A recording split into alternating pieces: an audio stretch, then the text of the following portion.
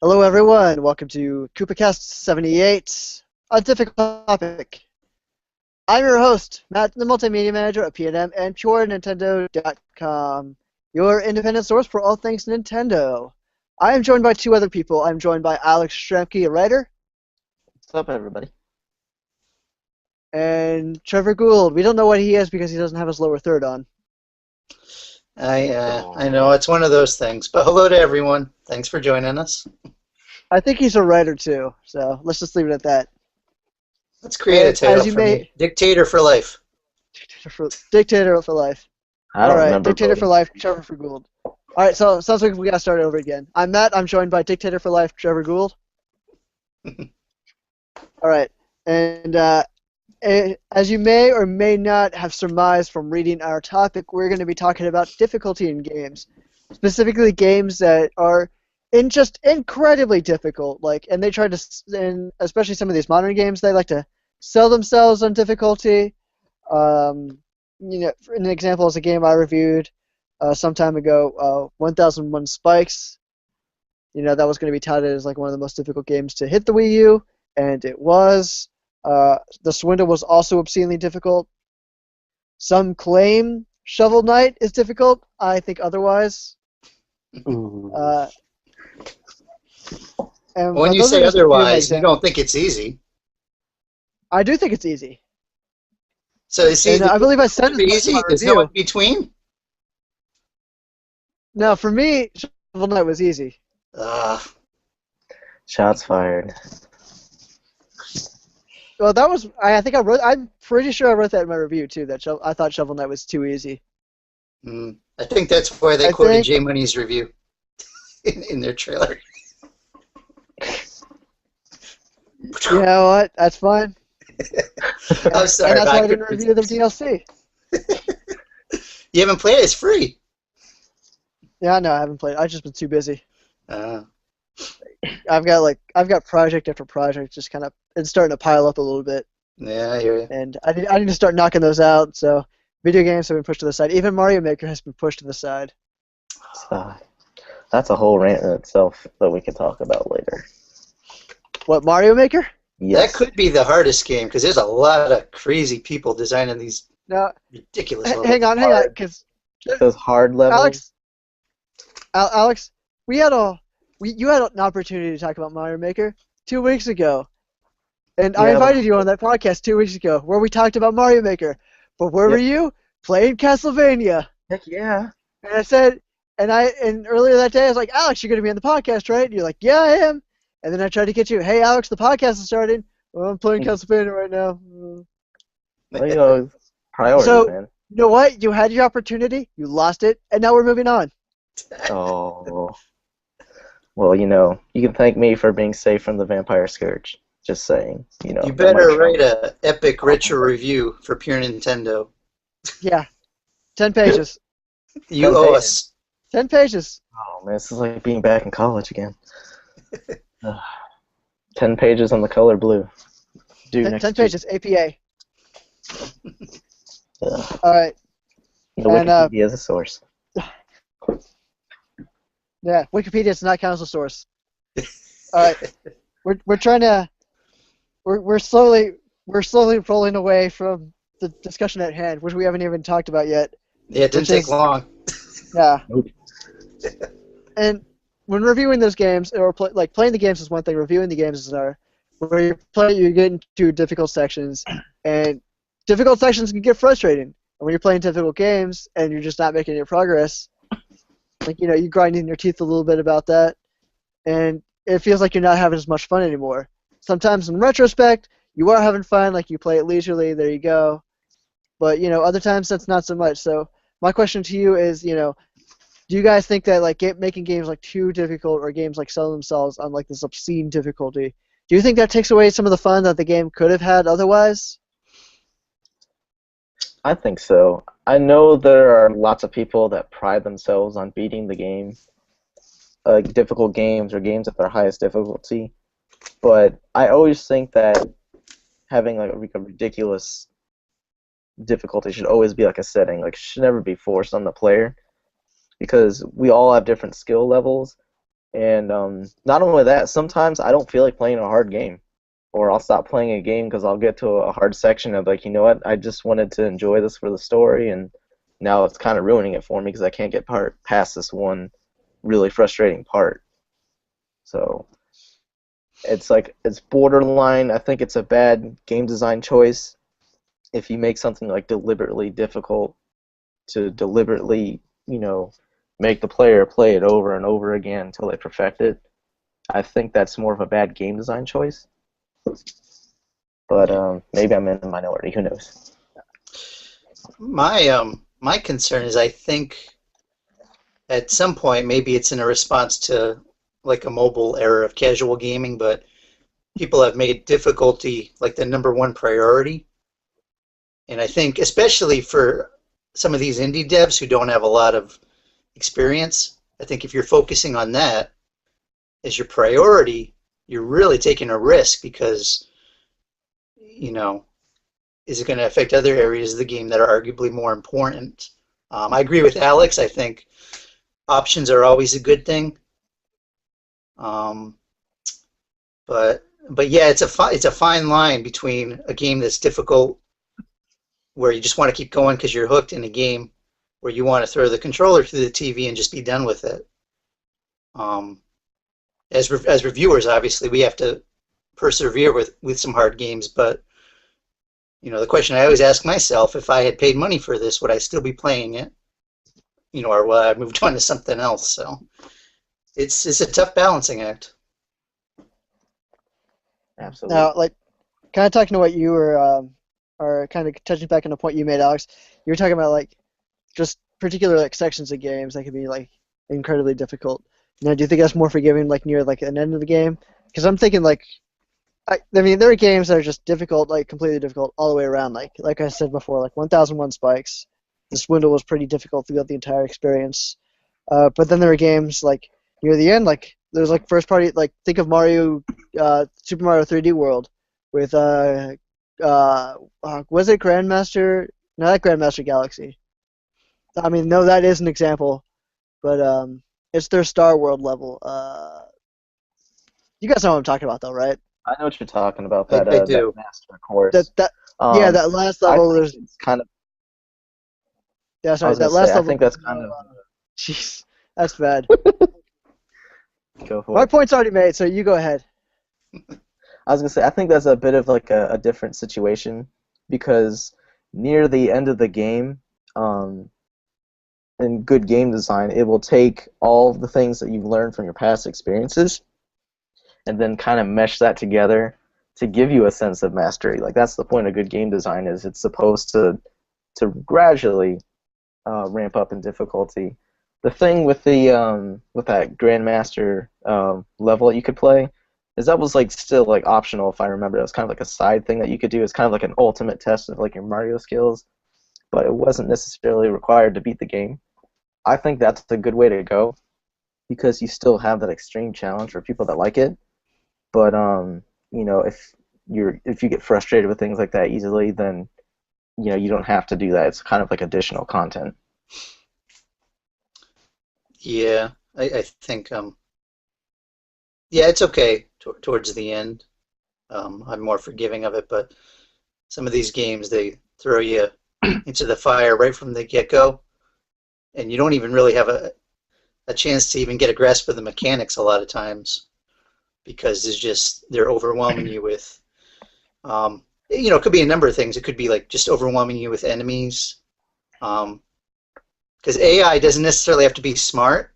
If there's just sheer numbers, it could be the dumbest AI in the world, but surround you by enemies, it's just going to overwhelm you. Or things like time limits. A game could be easy, but if they slap on a ridiculous time limit, it could frustrate you. There's a lot of ways to do it, but yeah, I think towards the end of a game, if you've been able to make progress and feel that sense of accomplishment, it's more acceptable. Right, and that's the whole concept of like, and you'll see it in some of the reviews. Like I think I've mentioned it a couple times in some of my reviews of like an actual difficulty curve versus like artificial difficulty, which is what Trevor and Alex have talked about, where they're throwing more enemies at you. Or maybe another example is you only have like one hit point, and they're still throwing a lot of enemies at you. Or, like, this, like, dying here cost you 15 minutes of game time. Like, all that stuff, you're not, it's not, like, nerve-wracking because it's difficult. It's nerve-wracking because you make one slip up and that's going to cost you a lot of time or, stuff like that. And I think that's poor difficulty. Or poor difficulty design, I guess. It's funny because we've seen like that type of like gameplay kind of see like a surge of popularity. Like games like I Want to Be the Guy and stuff, where they'll put things to deliberately kill you. That's actually in game design's school. That was one of the cardinal sins of game design. We called that "play it again," Sam. Is you shouldn't design your game to deliberately trick someone into like dying, so they have to repeatedly play the level over and over again in order to master it. That was actually something you were supposed to avoid. So I find it kind of funny now that that's kind of seen as like a popular thing to do now. Yeah. I think a lot of people have maybe skewed memories of what hard games were. Like a lot of people talk about NES hard, but I recall reviewing a game. It was a hard game, but what made it extra frustrating for me is it would only save, not after every level, it would only save after every world. So if I got to like, whatever, the 6th or 8th world and died, I had to go back and replay everything. And that drove me nuts because, frankly, the level designs weren't really that interesting where I wanted to play them over and over. And the developers like, oh, that's how NES games were, And No, to some extent that's true, but that's more of a reflection of technology at the time. We didn't have battery backup was new. A lot of games had clunky passwords or none at all, or memory cards were, a thing of the future. I think once technology caught up, people stopped using that. So I find it odd when like developers use a technique like that. It's antiquated. I don't think it's really. Mm-hmm. It adds difficulty, but it doesn't add any satisfaction, which I think is the key thing. If you're playing a difficult game, you need to have that sense of satisfaction and accomplishment, that drive to keep going. Otherwise, there's so many other games you could be playing. Right. So, it's funny that bring that up because you could also argue that a lot of NES games were intentionally made difficult to artificially increase the time you would have with the game because they were so short. Mm-hmm. That's very true. That's very true. I remember playing a game ridiculously difficult, and I entered a cheat code, and with the cheat code, I could beat it in 15 minutes. Mm-hmm. Without it, I could never beat the game because it's like one life. Your energy bar wouldn't reset between levels. It's pretty much any difficult cliche we think of it had. Mm-hmm. It's just funny because we look back on the past with with nostalgia and rose-tinted glasses, but you also have to remember we were just coming out of the video game crash. There was kind of like a renaissance in gaming, and we were starting to define genres of games. We were going from these simple Atari games to now we're having, okay, this is the type of things that a platformer should be with Super Mario, and then people started to emulate that and do subtle variances, and that became a platforming genre. So there was a lot of experimentation.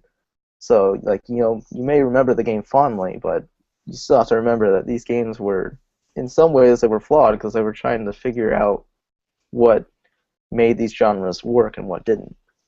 Yeah, that's true. Fine tuning, and I mean, I think that's why, like you say, like the Mario games on the NES, I love, but the Mario games when they were re-released, like on the SNES in the All Stars version, they added things like a save feature. Mm-hmm. Just because it was that's where we were at that point. It's more of a matter of convenience rather than making the game easier because. Obviously, if I can play to World 8, I can do it again. But sometimes it's nice not having to replay all that and just going straight there. Yeah, exactly. So yeah, it gives them a chance to tweak and adjust them to more modern sensibilities. And I was looking back on my list of really difficult games, and since we're talking about old games, the rest of my list is actually older games. So I'm just gonna start listing them, listing them off. And You can stop me when I hit a game that is like hit a nerve for you, and we can start talking about that. So I've got Lost Levels, Absolutely. Ghosts and Goblins, Oh boy. Battletoads. Oh yeah, that was like top on my list. That's the classic difficulty. Like when you think Damn NES turbo difficulty, you tunnel. think of that. Yeah, the turbo tunnel where you're going up and down with a little jet ski thing. Like, pardon my French. I think I just said a PG-13 swear, but that's the kind of difficulty Battletoads has. It makes you swear. That game was so hyped too back in the day. I wanted to love it, and I ended up rebuying it for Sega Genesis, thinking, I'll get into it. And boy, it was just brutal. I couldn't devote myself to just memorizing, and I think that's one of the things with difficult games. I want to be able to rely on my reflexes and just my intuition. But some of these games, it's trial and error. You have to memorize, or you're going to fail. There's just no time to react. Yeah. Oh, the spike shot's here, and they're gonna shoot darts here, and you gotta, you just gotta know in advance. You need like Jedi, like foresee the immediate future. All right. Speaking of Jedi, the next one on my list was actually Super Empire Strikes Back. Oh, God. I actually had the entire trilogy on my list. All of those super I have the second. difficult. Return of the Jedi was not nearly as bad as Empire Strikes Back. Yeah, well, that's true, and I mean, I liked them all. I owned them all, which tells you I was fond of them. But I thought they just overwhelmed you at times with enemies, and especially like respawning enemies. Like I don't know, I know some people like that, and for certain games, I guess it's okay, but I felt like I could never get a chance to breathe. For me, it was the boss battles. They had some ridiculous health bars, and like one hit would do like a centimeter of, off of their life bar, and they would stretch all the way across the screen. Like, that frustrated me a lot. Meanwhile, you thought, oh, I'll pick Luke because he has a lightsaber, and lightsabers are cool, and that's not the way to go in that game because everybody has guns. And it turns out Han was right. Yeah. Yeah, I mean, maybe that was the game designer's thing. Maybe they saw that whole thing about, or where Han said in New Hope, which was it? I know this isn't going to give me any kind of coolness points, but something is no match for a good blast at your side. Something like that, right? Oh. Hokey trick. Ancient religions and hokey mind tricks, or something like that. Yeah, hokey tricks. Yeah, something like that. Like ancient religions and hokey tricks, or no match for a good blast at your side. Yeah. That's close. That's close enough. Yeah. And when George Lucas, he probably is changing the quote for the next re-release anyway. So. Exactly. He's saying that while Greedo shoots at him. Yeah. Greedo shoot first. Exactly. Oh, Greedo did. Han's not a killer. Come on. It was a split second earlier. Yeah, and I mean, why is nobody on the fact that he dodged a laser bolt? Like it's supposed to be moving at the speed of light, right? And like he just moves his head and he dodges it, and then he shoots him, and it's like no big deal. To me, that's way more awesome than just shooting him. Yeah. Oh man. We're gonna get some hate mail for this. Probably. Well, too bad. What was I gonna say? Oh yeah, we were talking about Super Empire Strikes Back. Oh yeah. And yeah, I mean that game.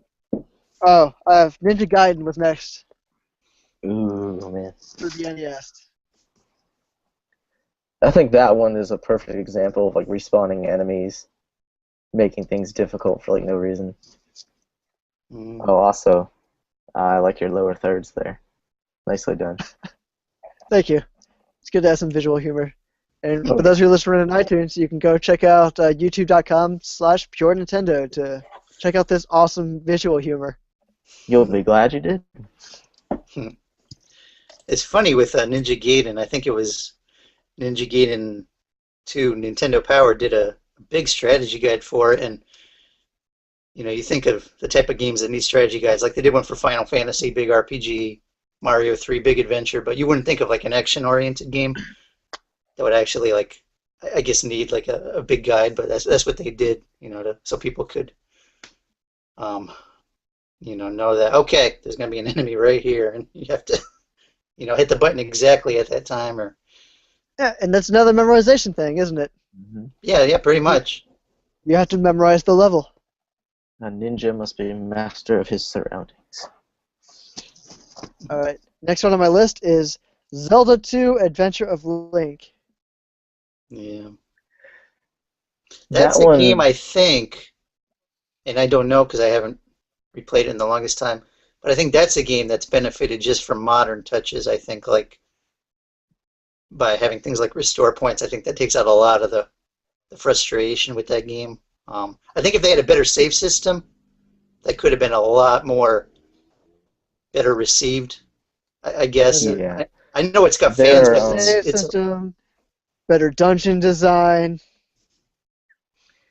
more versatility in attack and like attacking. well, well, it's tough because you fail, and it's like, how much do you feel like doing over every time you fail? well, that was something like that game. You were severely punished for getting a game over, because not only would you have to go back to the starting point, but all that experience that you'd be gaining would be lost. So if you were like super close to leveling up and then you died on accident, then all that was lost, and you'd have to grind all the way back up, or beat a It was a little boss to too get the. much. Hmm.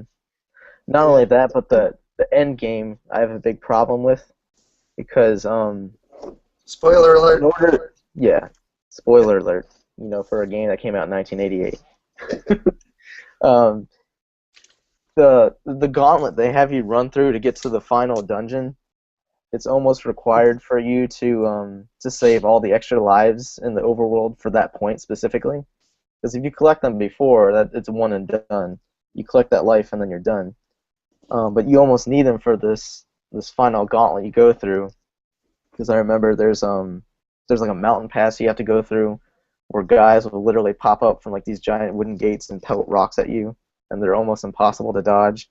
So you're gonna potentially lose a life or be severely damaged by the time you get to the dungeon. Then you have to make your way through said dungeon with some of the most difficult enemies. Fight the Thunderbird mini-boss, which you need a special spell to damage, and was very difficult to hit. And then you could get the final boss.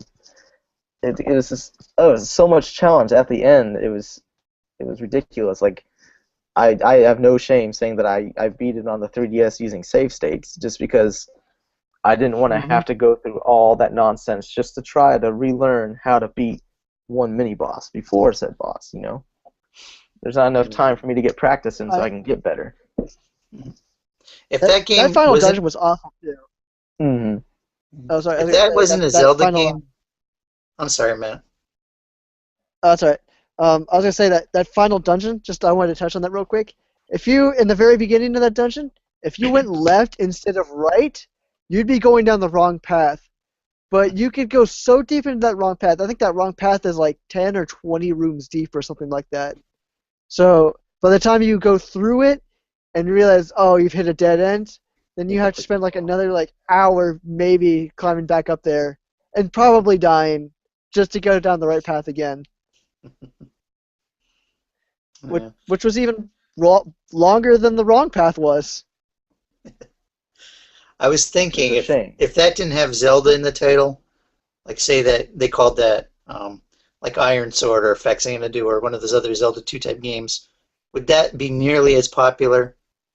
If people could objectively look at the game design without the mythos of Zelda, I don't think that game would be so loved. No. I don't think so, but I mean that comes with two things. One is because Zelda exists today, that's why Zelda 2 is more popular. Because we know it's like something in a franchise that exists now. But if it was Iron Sword, then I think people would like it, but they'd be like a cult classic kind of thing. Mhm. It's like Like, I think it's oh, a good game. It just suffers from like those problems that we talked about, and something where like if it were re-released today, like we have the save states, so that's kind of like a band-aid over the problem. But if like they tweak the gameplay a bit, I could see Zelda 2 being an awesome game because I enjoyed it. It was just those problems we talked about with the difficulty just kills it. Yeah. That would be interesting if they redid that to see what they would. I think it would be a big, pretty sizable overhaul. I still don't understand why they didn't have ranged attacks. Like, did they have any at all? You could I guess except for thunder or whatever. you could shoot lasers out of your sword, but they didn't go very far. And that was when you were at full health, though.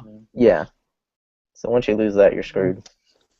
I mean, it was the NES era. I probably said this before, but back then, all their sequels, or a lot of their sequels, were so different from the predecessor. Mario 2, Zelda 2, I think Castlevania 2. Oh, they Castlevania 2. That's another one that comes on the list. They were really trying to, I guess, experiment because it was still new and see what stuck, and the styles that proved popular are the styles that, by and large, are still around. Mm-hmm. Like, to me, that was like the era of incorporating puzzles into games, but they were just they were so cryptic they didn't learn or completely master yet how to give breadcrumbs to lead the player on the right path to solving the puzzle. So like I said, it all goes back to that, they're awesome games because we have nostalgia for them, but they do have their flaws. You just have to look at it objectively. All right, I've got one more on my list, and it's not one that I played, but I think it's one that you two have played, which is Teenage Mutant Ninja Turtles. Oh god. Yeah. That damn level is impossible. That was All April O'Neil will say is, "You have my support." It's like, what good is that going to do me if I'm dead at the bottom of a dam? Nothing. Support doesn't stop electrocution. Yeah. For me, that was tough because it sort of presents like this linear design where you can pick, any turtle you want and run around. But really, the structure of it was such where if you don't have the right, if you don't have Donatello on a certain level, you're just not going to be able to hit those enemies above you. Mm-hmm. There's just no way. So, I'm like, oh, I'm going to pick Raphael, and it just gets slaughtered because you don't have that range. So it gives an illusion of freedom, but when you get right down to it, you need this turtle for this level, and you got to do, in such a way. Of course, by the time you figure that out, you're like in, a couple hours in, and you're like, oh, I don't want to play it anymore. I got to take a break. Do you remember playing it in multiplayer? That would drive me nuts because then you would only get like one health item. So you would find like a pizza, and then you would have a fight with your friends. It's like, no, I need the pizza more. Don't take it from me. You talking about the pizza from me? I'm about to die. Which you talking about the arcade game Turtles 2? No, it was in the NES. They had like pizza icons to pick up for help. See, no, I never played it multiplayer. I don't think, or I don't remember. There was a 2-player mode, but they don't increase health is already scarce in that game. But when you do find it, they don't have say 2 icons to adjust for the fact that there are 2 players. So then you have to get into an argument with your friends, like, all right, who needs the pizza more? Who's gonna die? You reminded me of something. Not Turtles, but some games that have done multiplayer. Because you would think, by virtue of having more people, it would be easier. But I've played multiplayer games where they actually will shrink your health bar or make you share a health bar. Mm-hmm. And it's like, man, not only is this not easier, in some ways this is actually harder. Yeah, it destroys friendships. Yeah, the one that makes you share a health bar, that's what makes you hate your friends. I'm dragging this dead weight. And, alright, I figured let's go ahead and make the shift away from really difficult games and talk about some easy games, perhaps maybe too easy. And I actually talked about this with Alex a little bit before, and we pretty much have the exact same list. Yeah. Which was Kirby's Epic Yarn, Yoshi's Story, Mm. and Skyward Sword. Oh, I'll give you the first one maybe, but I don't know about the last two. Um, Yeah, I mean, Kirby's Epic Yarn is pretty easy to argue because you cannot die in that game. Mhm. yeah, no, I'll give you that. I think with Yoshi's Story, it's definitely easy, but I think some of it depends how you play because, like with the score system, if you're going for a high score and looking for nothing but melons, I mean that can be more challenging. If you're trying to like do a playthrough and just play like level 4 of each world or whatever, I think that can be difficult, more difficult. Not, I wouldn't even call it a difficult game. It can be tougher depending on how you play if you're more focused on scoring because that has a unique. See, I would argue that that's just up to the player. If you want to just go and eat every fruit in sight, sometimes you can beat those levels in just a couple of minutes.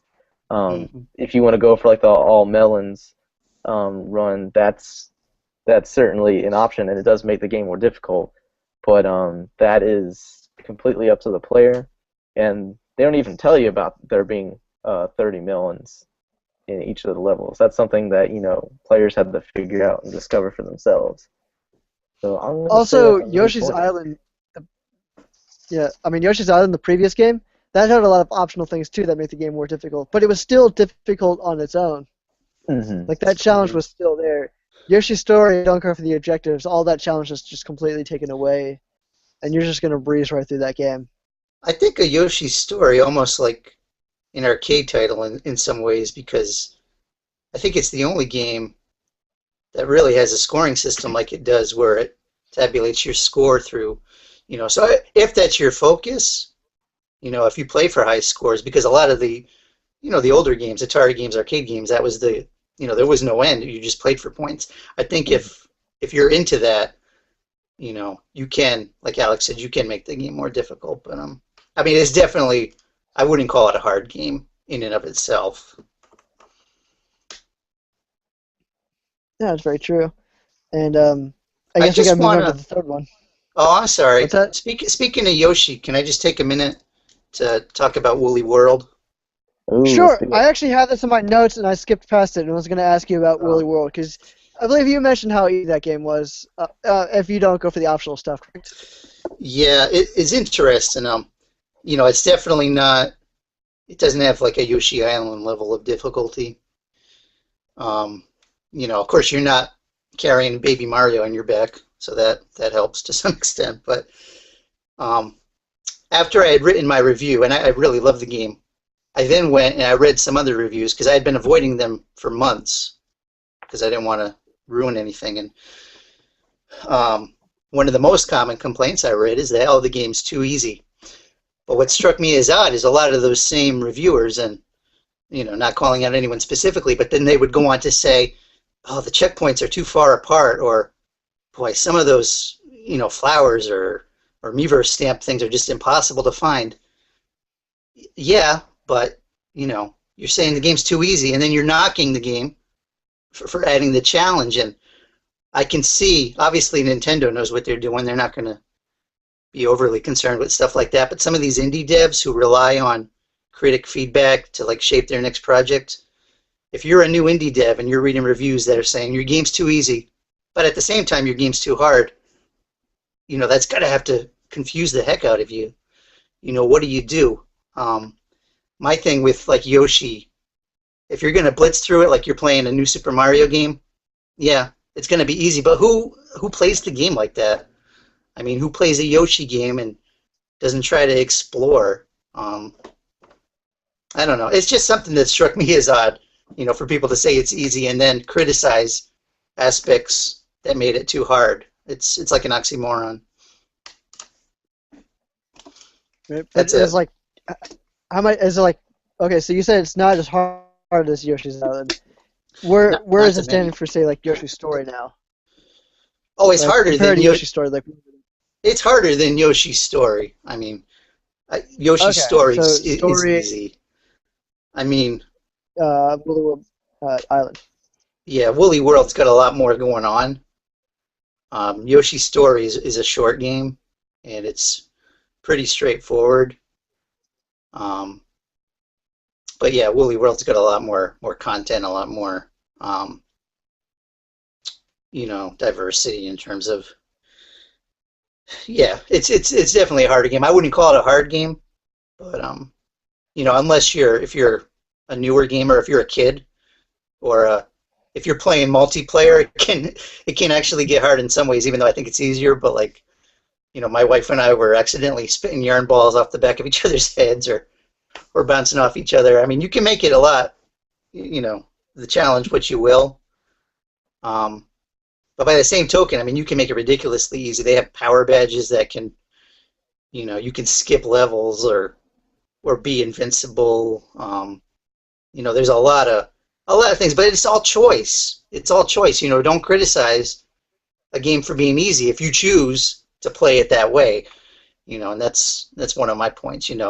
Like I skipped by and large. I checked them out just to know what they were, but I'm playing on my own file. I skipped them because I didn't feel like I needed them. But it's great that they're there for, like, if I have friends come over and a little kid wants to play. I think that's a really nice option. Exactly. Options are always the best choice. But I think the question that we really want to know, does Woolly World have fuzzies in it? They don't make you drunk, if that's what you... Oh, well, that's what I do. What's the point of their existence then? The only thing I can remember is you eat them and you don't get an egg, or not an egg. You don't get a ball of yarn because those are the eggs. Mm-hmm. But they don't make the screen warp or make Yoshi spin around like he's. That should be a staple in every Yoshi game. Is the fuzzies have to be there, and they have to. It crossed my mind.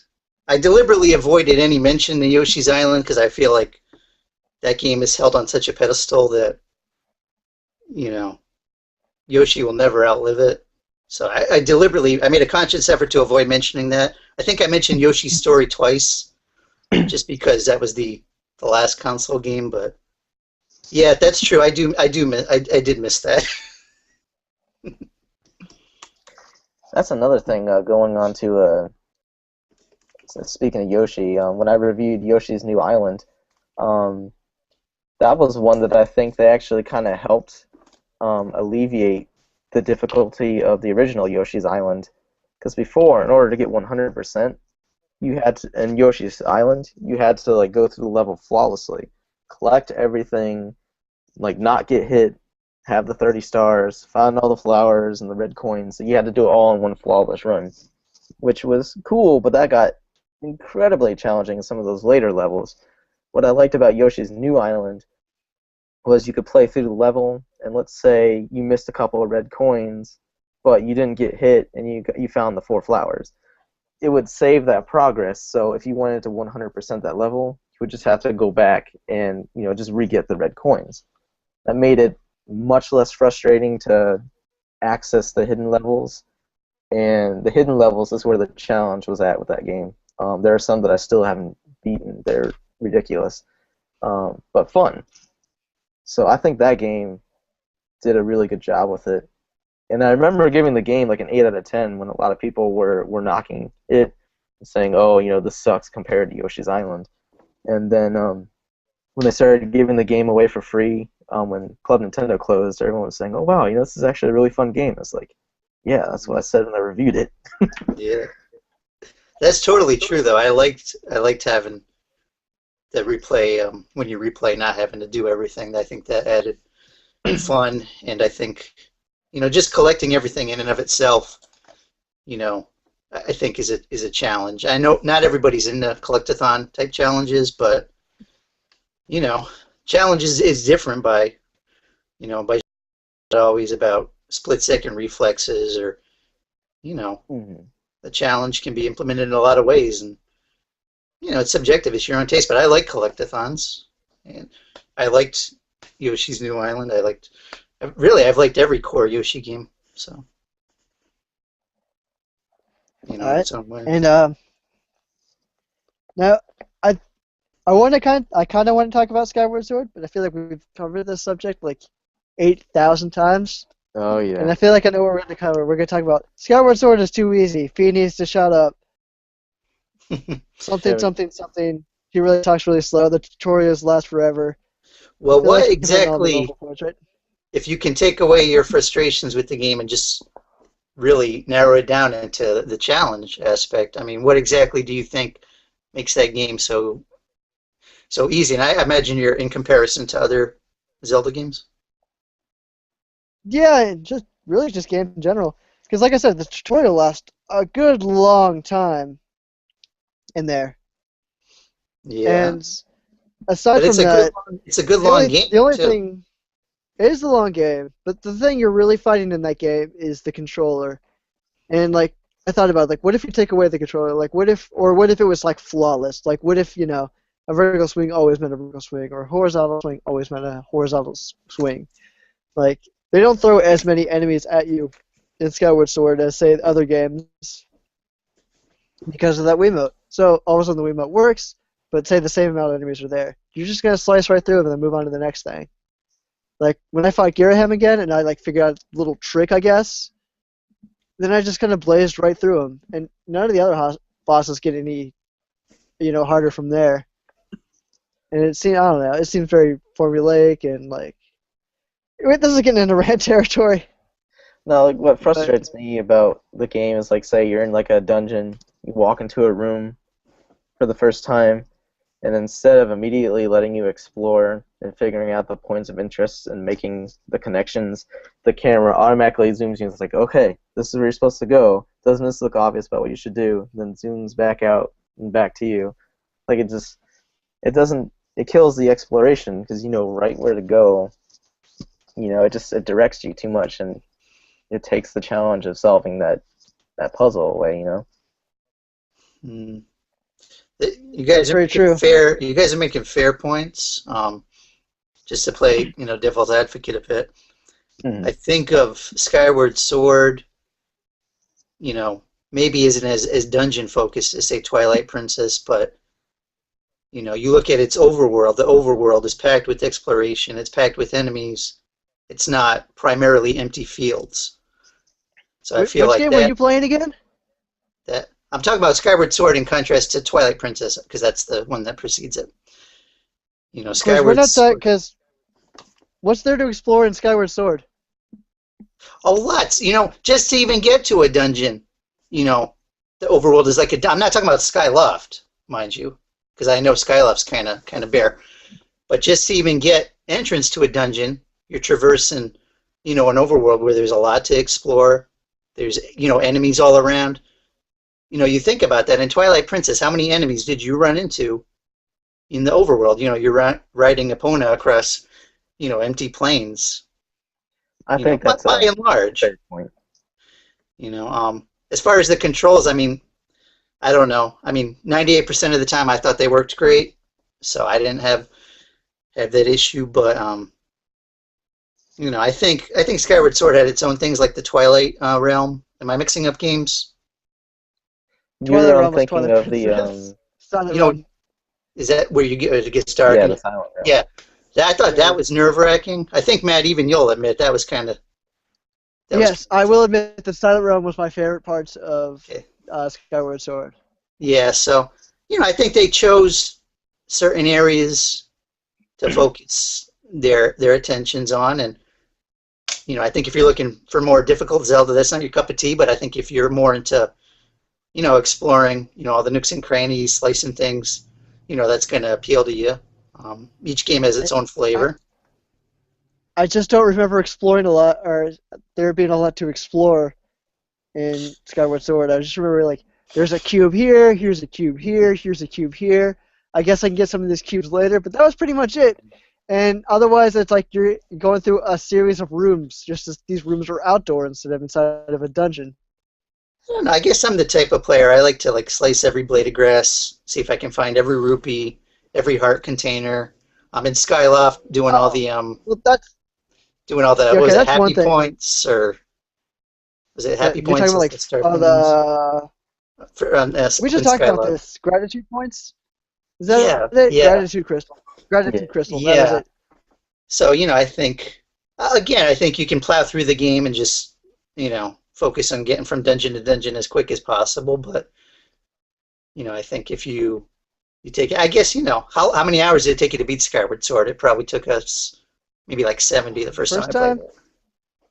it took you 70? Probably. It took me at least. It took me like 30 or 40 maybe. Okay, well, see, I think that tells you something right there. I especially with a big title like that, I really want to explore and soak in the world and talk to every character and check out every area on the map and but there's other games I'm more content just to plow through. I guess if it's a story driven game versus a game that relies more on, I don't know, but your points are fair. I mean, I hear you. Yeah, like I guess Skyward Sword was so much more of an action story game than it was like an adventure game. Mm, I don't know, that's kind of what the feel I'm getting out of this conversation anyway. yeah. Well, Because it's like you're talking about, I care about the characters, I care about their plights, I care about where I'm going and all that. But it's like I'm thinking of the older games, and those games I'm thinking about exploring and what's over here and look how big this map is. It's And like the people kind of like take a step back. They're so much more prominent in like say Skyward Sword versus like older games. yeah. And that's it with difficulty in general. A lot of it boils down to how you play the game or even what genres you're comfortable in. I mean, we're talking a lot of like action adventure games for challenge, but mhm. like on my list, which was mostly NES games, I had King's Quest V, which was a point and click game. Oh gosh, And that game. that was a game.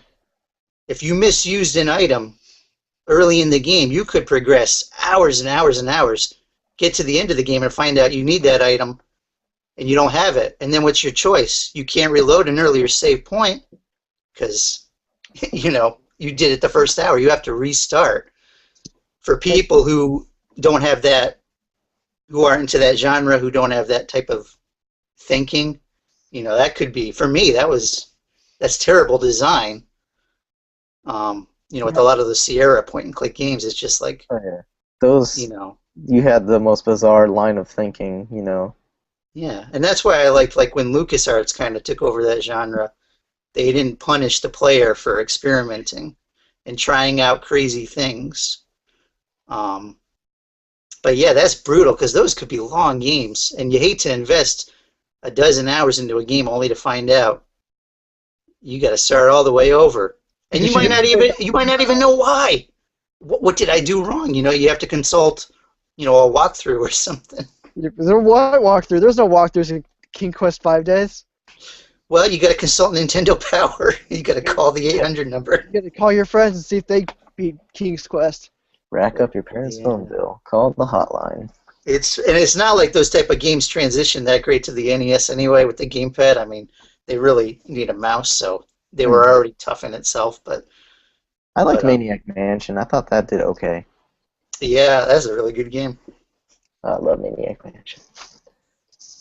Only Nintendo game, just for a fun fact for y'all, is the only Nintendo game where you can microwave a hamster. Oh, one other two versions. There's one version where you can microwave the hamster, and then I think there's another version where they stop that. Am I remembering that right? No, what it was is originally in the game you could microwave the hamster. When they brought it over to the NES, they blocked that feature out for all but two of the characters. So there's only two characters in the game that you can still microwave the hamster. Somehow they missed that. So you can still go ahead and do it if you're playing as that said character. Yeah, I'm not sure. And then if you go and if you show the remains of the hamster to the monster, then he'll attack you, and then there'll be a tombstone, and you can control an invisible player. So it's like you're a ghost now. Yeah, I remember that was like Nintendo PR kind of went into protect mode, and we're like, oh, we don't approve of that. I know there was talk of reprinting it. I don't know if it actually did because I don't know if the game was profitable enough to do another run, but yeah, that was scandalous back in the early 90s. Oh, gotcha. Yeah. Well, we're going to go ahead and wrap up right now. I did have one other thing I was going to talk about. We were going to talk about super guides, but we're about the 50-minute mark right now, and so we got some other things to do after the podcast. So unfortunately, we got to cut it short. They're okay in moderation, as long as it's a choice. Yes. But let me turn it off in the options before I start the game. Exactly. Anyway, all right. So I want to thank all of our readers for reading our magazine, all of our viewers for watching our stuff on youtube.com/Pure Nintendo. I want to thank Trevor and Alex for joining me on yet another Koopa Kast. It was fun. Anytime. When I'm not playing Castlevania. Always a pleasure. And if you have yourself a question for any of us at the Koopa Kast, you can always email us at podcast@purenintendo.com. You can also follow us. We each have our own Twitter. You can find our Twitter handles on our, well, not our staff page, since we're working on that at the moment, but you can see it on our lower thirds. Most Some of of us, us. some of our lower thirds, yeah. At Trev_G1. Exactly. I'm at purely_Matt. Alex, what are you? Oh, I'm just at Alex Shramke. So I'm not gonna bother spelling that for you guys. Just watch our video of it to see There my you go. name. At Alex Shramke. Just guess. And all of us together are at Pure Nintendo. So there you go with that. And with that, we will see everybody in 2 weeks. Bye. Good night, everybody. Good night.